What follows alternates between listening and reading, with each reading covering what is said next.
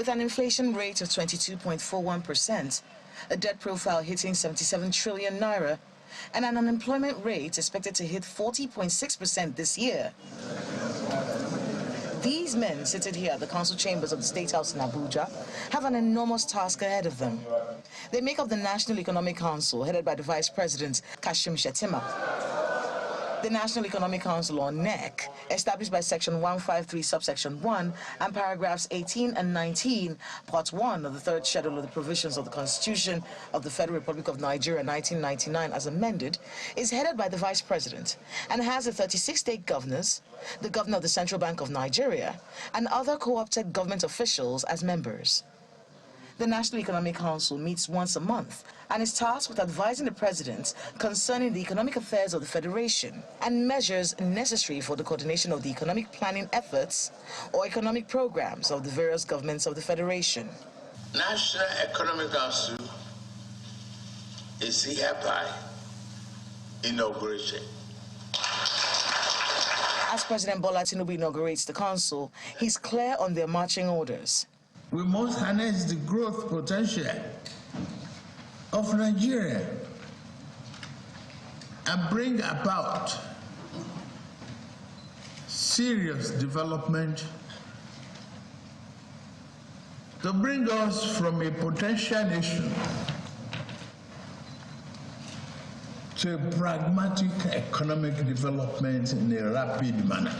One of the main deliberations on the first NEC meeting is the issue of palliatives for Nigerians to cushion the impact of the removal of fuel subsidy, a decision that has been criticized by organized labor, who believe palliatives should have been in place before the subsidy removal. Negotiations are still underway. For the Nigerian, these are hard times. Transporters in Abuja's popular Utako Motor Park explain their ordeal. Going to Kano alone, vehicle will buy fuel of 60,000 naira. Kaduna alone, driver will now go and come back. A fuel of go and come, 60,000. Kano Kuma, if you want to go and come, that's 120,000. So when you look at the money, you can see the driver will collect money from the passenger, and the passengers too are complaining. Another policy by the Tinubu administration causing ripples in the polity is a single forex exchange policy. I can say that from... Chris is an importer of lace materials. He sells his wares at the Garki International Market. He doesn't see how the policy will benefit him unless Nigeria begins to produce and sell what he sells.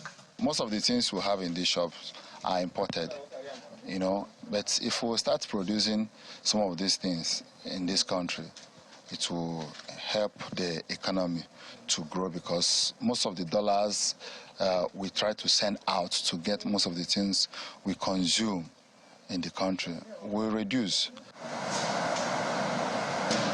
A financial expert, Chijoke Ikechukwu, is concerned about the non-inclusion of the private sector in the National Economic Council for a more balanced outlook of the state of the economy. He doesn't believe that the way of palliatives for the Nigerian people is the best approach. He believes the council should investigate revenue generation and target inflation triggers. What are those drivers of our inflation rate? What are those things that are making it to grow? We have to identify them, and there are many of them that we already know about. The exchange rate is one of them. The insecurity is another. The cost of electricity and cost of petroleum product is another.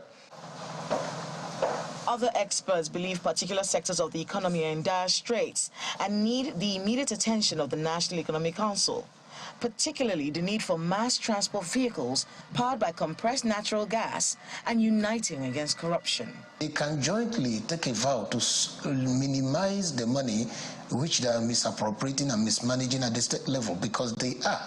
Compressed natural gas is still under 200 or 150 naira per liter or thereabout, and it can provide cheap transports.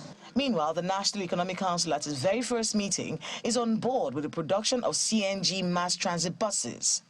Council members also agreed that palliatives to cushion the impact of the fuel subsidy removal are necessary. They gave us a scenario recommending that there should be an adjustment, consequential adjustment, estimated at 702 billion to 919 million 8 naira.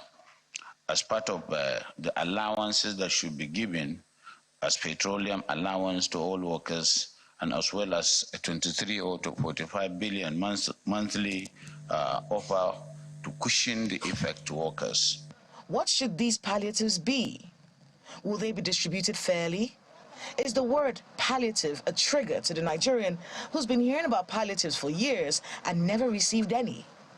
In a few weeks, the National Economic Council will be clear on what direction they will be going in this regard. Kayla Magwa, Channels Television News.